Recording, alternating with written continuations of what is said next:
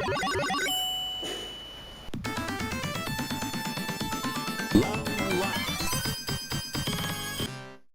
everybody, and welcome to a very special episode of Ask the Experts on the Engine Gremlin channel. I am here today with Shaun from Street or Track. Shaun, thanks for taking the time to join us and kind of talk about suspension. Sure, man. Thanks for having us. Thanks for setting this up. Yeah. So let's talk a little bit about Street or Track. You know, what's kind of the overview of what you guys do, just for those who aren't familiar with Street or Track. So we've basically spent the last 20 years trying our best to get the original 65 through 73 Mustangs to drive as close to a modern car as we can. We're not really into huge modifications about hacking out original chunks of the car. It's all got to try and bolt onto the original chassis. So we do suspension, brakes, rear ends, chassis stiffening products, basically to make them more fun to drive. Okay. I can appreciate that. You know, for somebody who's maybe not as handy with a wrench, that seems a little less daunting to have a bolt-on conversion to make the ride drive a lot better. So yeah. Well, awesome. Okay, so let's talk about how did you come to create Street or Track, roughly, to my knowledge, 20 years ago. You know, how did that come about? Well, I moved to the US in the 90s, late 90s, and I lived in San Francisco with my wife back in the day, and not my wife back in the day, back in the day with my wife. We lived in San Francisco. She's still my wife. So we lived downtown. We had a leased car that was up for, turnover, and we didn't really drive very much. And my wife said, she said, let's get a fun car. Let's get an old Mustang. And of course, I jumped all over that. We searched around. We found a really clean California car, and we bought that. And that was really the beginning. And then the place I worked at the time, my boss was an old car fan. And then he introduced me to my longtime buddy, Lance, he worked in human resources a few floors above me, and he had a 67 Mustang. So of course, I started talking with him, and that was it. It just took off from there. So my understanding, you guys kind of started more or less being almost garage builders, generating your own parts, and then folks would start to take interest in the builds that you have, and then it just kind of grew from there. Is that? Yeah. Yeah. Reasonable? So, once you're into whatever it is you're into, and you start meeting other people, then your base of people that are into that stuff grows. So Lance at the time was putting together his car that he'd had since he was a kid. And I started hanging out with him. I started helping him. We painted it, we got it ready, and we went to an open track event. And I had never heard of what an open track event was back in the day. So I went with him. I was super giddy. And as soon as I got there, I'm like, I am so doing this with my car. And so we went to that first event, and then I got my car prepped over the winter, and I went to the second event, and there was a new guy there that we hadn't seen before called Bill. And we hit it off big time. And we went to quite a few events through that first year. And then in the winter of that year, I think it was the winter of 02 and 03. In the before time, in the long, long ago. We kind of were tinkering around, working on our cars, and we're like, hey, what other things can we do to improve this? And how can we spend the winter? Well, it's not really a winter in California like it is here in the Midwest, but how can we spend the slightly cooler months? Right. Yeah. Right. And so, and we're like, yeah, let's see if we can make our own parts. So Bill had a workshop, and so we were able to come up with our strut rods over the winter. And I remember I did the drawings. We figured it all out. We figured out all the geometry.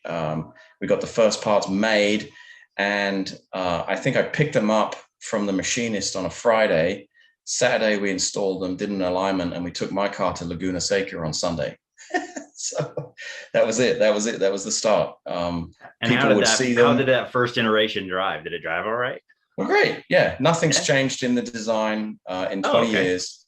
Other than when the coilover came along, probably 10 years ago, we made a few small changes to the bracket piece on the lower control arm just to support the coilover where it mounts. But yeah, nothing's changed. It's been great. They're a huge improvement over the stock rubber bushings. You know, we fixed all the caster and toe changes that would happen with those.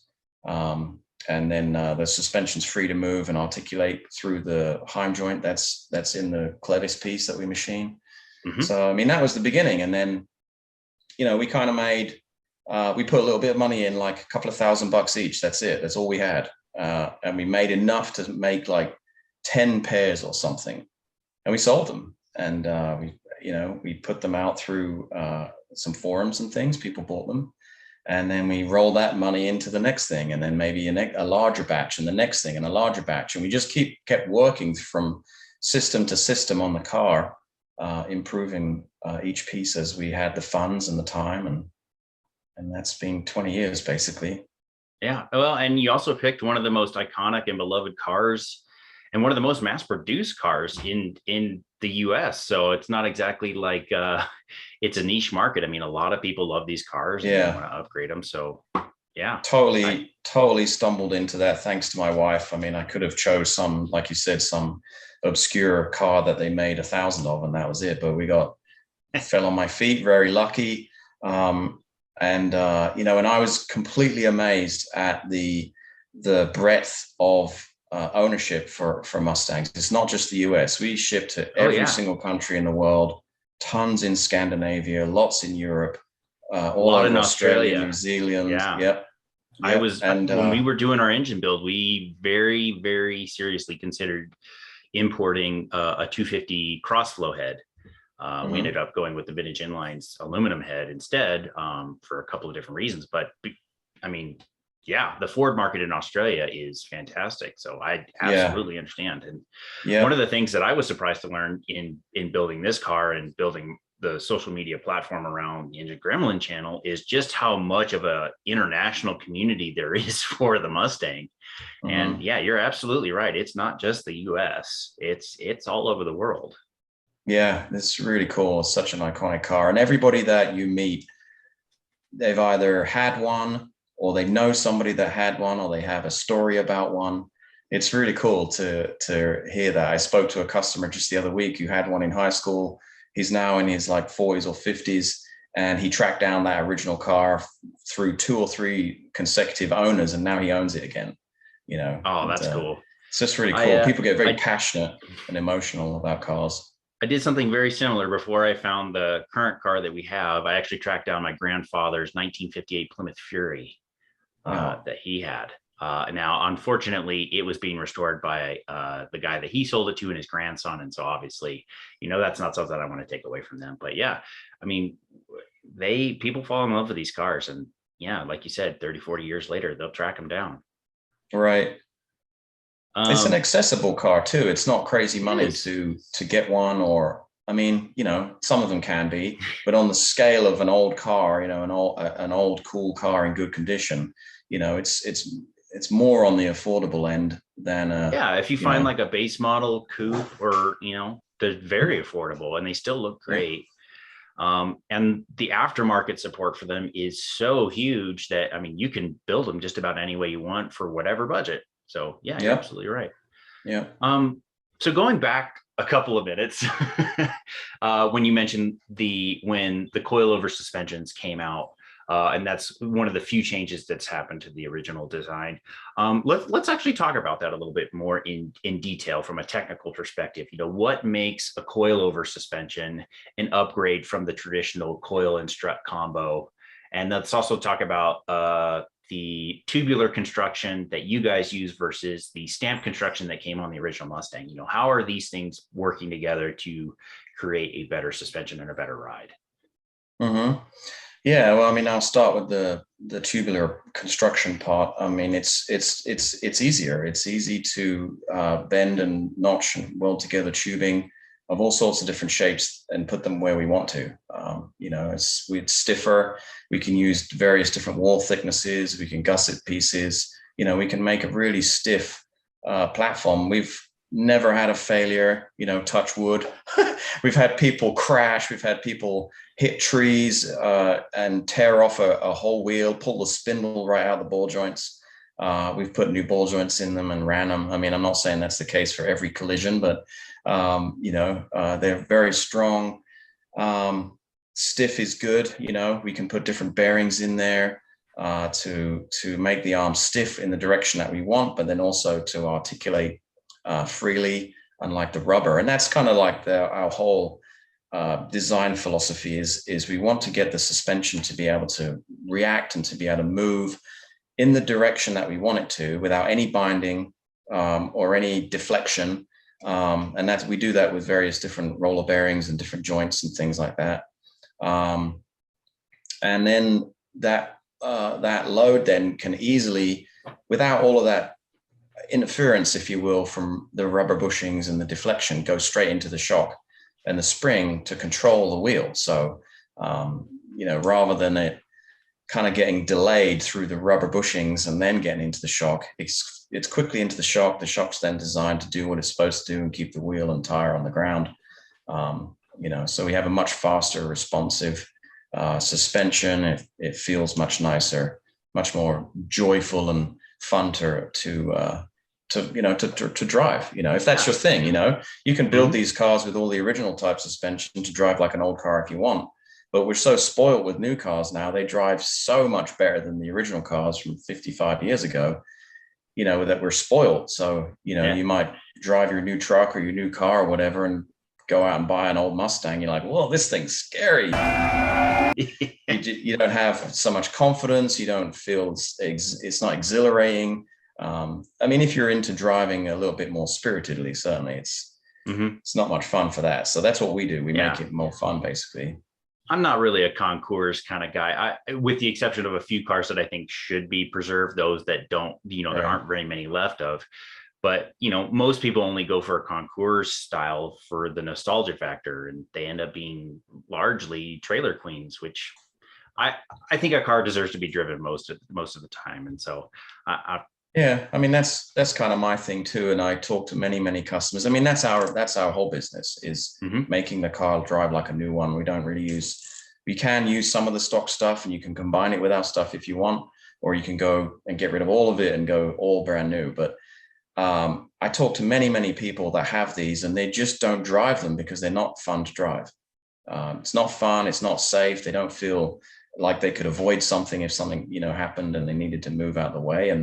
And then they put our stuff on and they want to drive all the time. And I'm like, you know, that's me. I don't get, you know, it's not a daily driver. It's a fun car. So if it's a fun car, I want it to be fun when I drive it. Yeah. You know, and so I come from an engineering background. So for the folks that maybe don't come from a technical background, just for an understanding, you know, original components in the Mustang suspension were stamped sheet metal, basically. So they started out with a piece of material that, like this, just made out of steel, and they stamped it.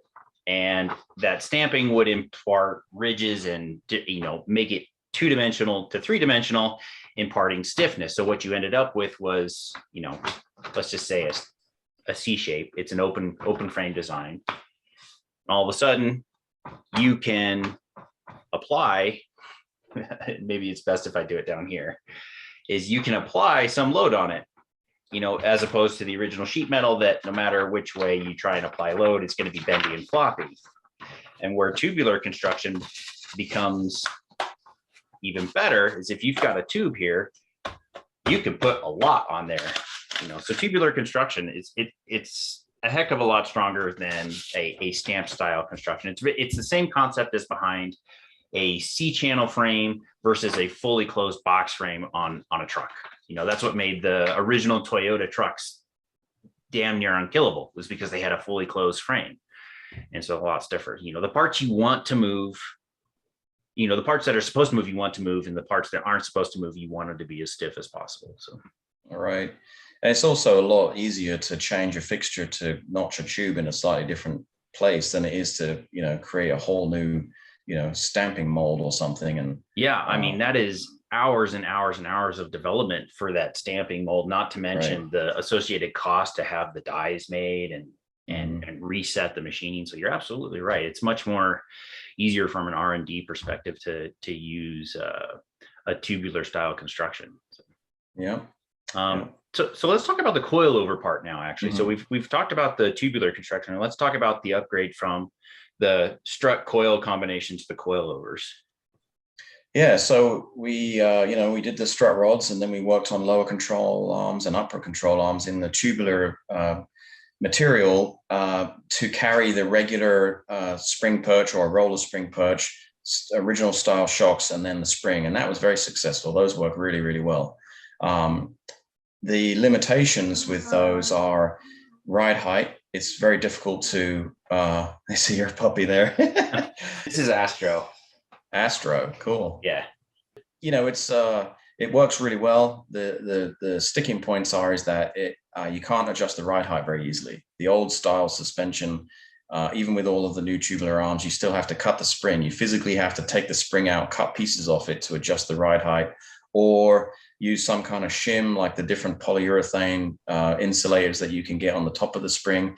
You know, it works. You can get it to work. It's just not very adjustable. There's kind of no going back once you cut the springs. Yeah, I mean, yeah, you can keep cutting it, but it's not going to get longer. So there's that. There's also limitations in the spring rate availability. You know, you can only get them in certain rates. They're not made in 50-pound increments like they are with the coilover stuff, which is really cool. So that works, and we still sell lots of those. That works really well. We put them on a roller spring perch. We can do Bilstein shocks, and those work really well.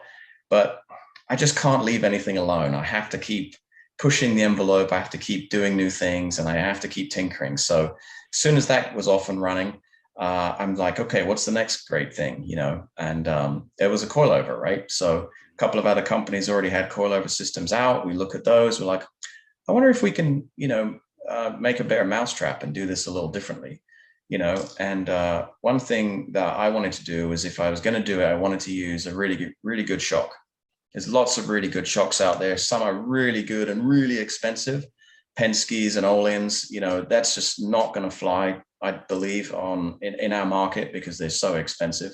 Yeah. So we looked around. Very niche market once you getting into those really super high performance aftermarket. Yeah, $1,000 shock absorber is going to be a hard sell for each one, you know. Yeah. So, you know, you've got to find an affordable one. You know, we're not Formula One here. We don't have unlimited funds. So it's got to be affordable, but it's got to work really well, you know. And so then you think about, wow, Bilstein. I mean, they do 100,000-mile warranties. They're on tons of OEM vehicles. They have it down. They've got a really nice valving package. They've got a really nice piston. Their construction's really good. They have great tech support. So one of my Mustang buddies is a vehicle dynamics OEM engineer. And so we actually hired him to come in, help us with the valving. So what we did is we got in touch with Bilstein. We figured out the type of shock that we wanted, and that would fit where we needed it to go with the monoball ends and digressive valve piston. And the latter consisted simply of 6 hydrocoptic Marsal vanes, so fitted to the ambifacient lunar wane shaft that side fumbling was effectively prevented. They have a really, really cool tech department that was very helpful also. So they were really good to work with. But Jason, the vehicle dynamics guy, came in, and kind of my criteria was like, we got to design this shock like an OEM would. It's not as simple as, you know, here's a billet of steel, go and grind your own camshaft, you know. But that's what we hear from, or that's what you see when you just go and buy any kind of coilover from a catalog with 100 different part numbers in it. You know, it's like Ford doesn't start out building a new F-250 with a Fiesta shock. I mean, they don't, right? There's obviously some engineering that goes into it. Rides real low. Yeah, right. You know, so I want to, in everything that I've done through Street or Track, I've always tried to do it as to the best ability that I can. Not really concerned with the end product being how many of these can we stick in boxes and just send them out the door. You know, I mean, fundamentally, I wanted the cool stuff on my cars because I just did. So why would I create something that wasn't the best of my abilities for my own cars? I didn't. So all along, I've wanted the coolest stuff on my cars, and I'm happy that people buy our stuff and they follow me along. But so anyway, so we spent a year basically engineering, and we bought all the valving equipment to do our own shocks in-house through the testing period. And we were able to play around with different compression rebound stacks, get the car to do what we wanted to do in our different street, sport, and race valve packages.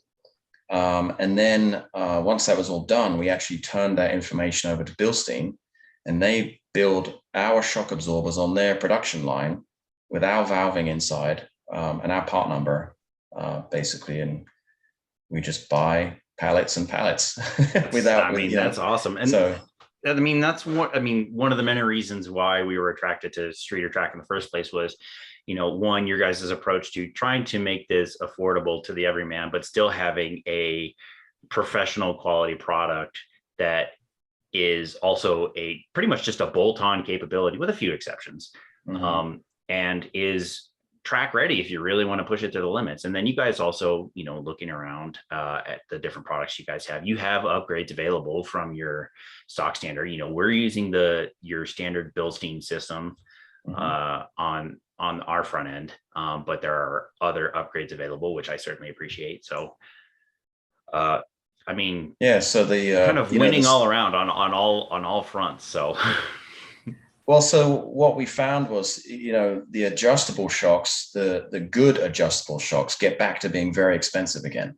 So, the lower cost ones that you'll see on the market generally don't have the repeatability, and they don't come in matched pairs. You might set one dial to one number and the other one to the other number, and they're not on the dyno. They don't put out the same values. So you have to spend a lot of money on really good adjustable shocks. And that's something that I didn't want to bring in to the most common coilovers we sell are the non-adjustable ones. But what we did is we spent the money and did the engineering on the front end to get that valving specific to a Mustang. So we have a street valving that's specific to a Mustang, a sport valving that's specific to a Mustang. And we can tailor that and tweak those ever so slightly if you wish, based on your car's weight. If you're running a big block or a small block or fiberglass, or a very, very, very small block. Yeah, right. Yeah. So, so that gives you a fully professionally engineered valving specific to your car without the cost of a high-end adjustable shock, straight out of the box. And then that went on for quite a few years. But there's always going to be people that want to play with things still. So just probably 4 or 5 years ago, we actually worked with Bilstein on some double adjustable shocks.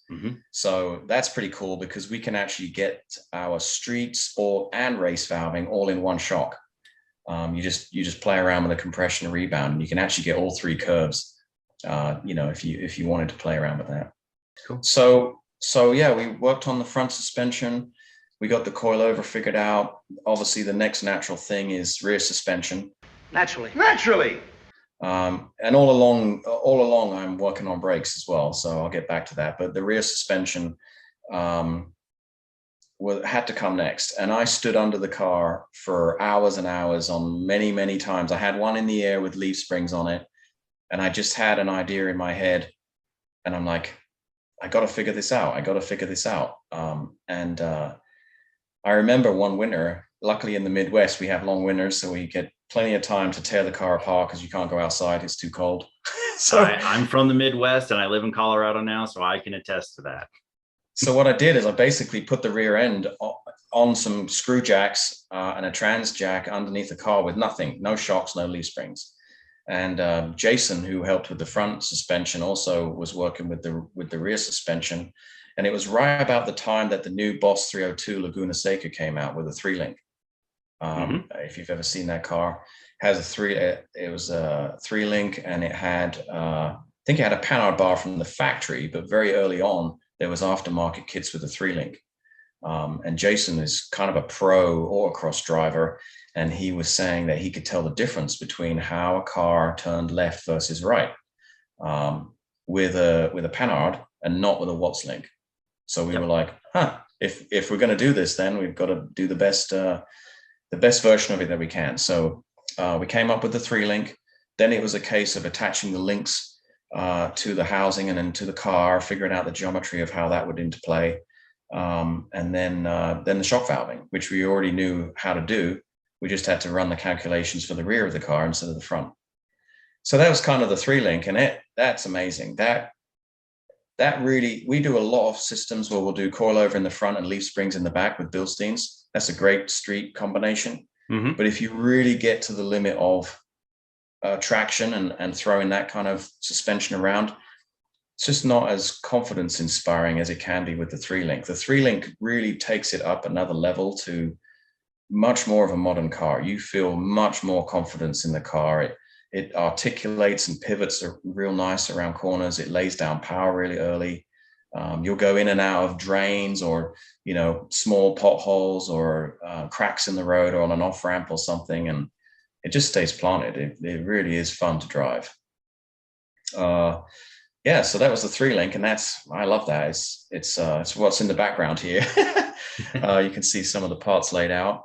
So all along we were working on brakes, and that basically we worked on brakes, or I worked on brakes. I mean, I've got 2 CAD design guys that work on the brackets and bits and pieces. But what I wanted to do was to have a brake package available for all the common wheel sizes. So that's, your 14-inch steel original size wheels, all the way up to like 17s and 18s. So that's what we worked towards, and that's what we have now. So it took a long time, but we've got really nice rowers that are all cast and finished machined in the United States.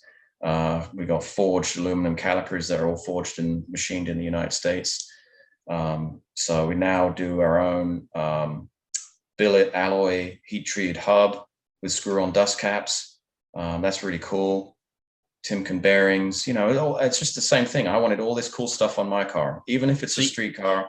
You guys basically have an entire complete system available to overhaul your entire classic Mustang to a modern suspension and brake system to make it pretty much, and that road and street or track worthy, pun intended. That's kind of the name, it literally is street or track. I mean, we probably 90% of our customers are street customers. So we work a lot in the street and sport valving arena. But there's nothing to say that you could revalve those shocks or buy the double adjustables and put in some different pads and take that stuff to the track. I mean, it's the same components I run on my road race car as it is on my 70, which is a street car. Just the valving and the brake pads. That's it. Yeah. Cool. Well, we're about out of time here, Shaun. But again, I really want to thank you for not only for your support of this build, but also for taking the time to do this interview. For those of you guys that are watching, please be sure to go check out Street or Track on their website, as well as their Instagram page. We're going to put links down in the description below. And be sure to check out their products. I mean, I highly recommend upgrading your suspension with Street or Track products. We're going to be using their front Bilstein front suspension, and we're going to be releasing a video on how to install that step-by-step here in the coming weeks once we reshoot a couple of the parts.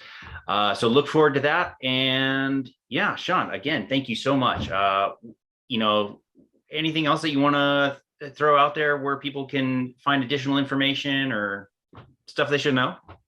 Yeah, you can always call us, visit the website, send us an email through the website. I'm just happy to be here, happy to still be doing this after 20 years. People still like using our product. We get pretty good reviews all over the internet. That makes me really proud. It's been a lot of hard work, lots and lots of hard work, especially in the beginning where we were really hustling. But thanks for having me on. Good luck with the build. I'm excited to keep watching the videos and seeing how it progresses, and then seeing your reaction when you first drive it. Oh God, I cannot wait. So, all right, cool. Well, thanks so much. Okay. All right. Thanks. Wow. Whew.